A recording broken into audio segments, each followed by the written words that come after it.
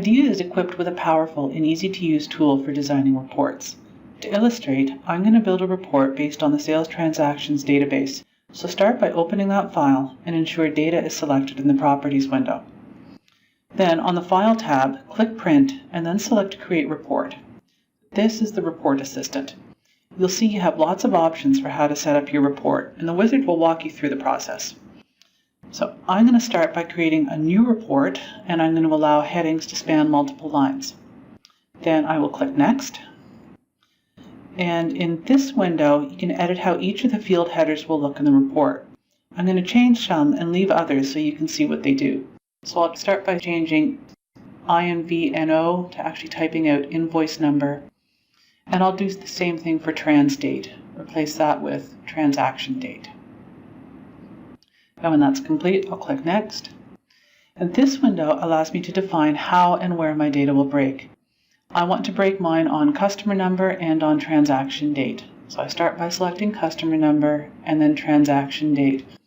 And transaction date, I'm actually going to order in descending. Now this I can format the breaks.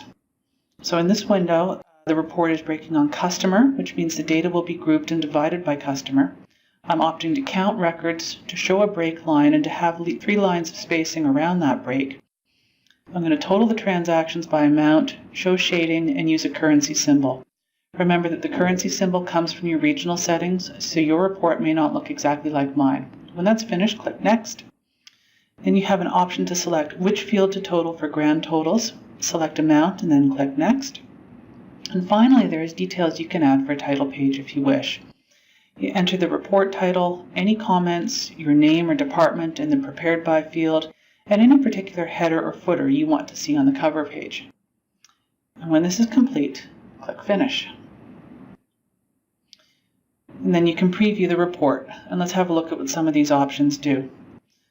Click the next page on the toolbar to see the first page of the report data. Have a look at the field headers.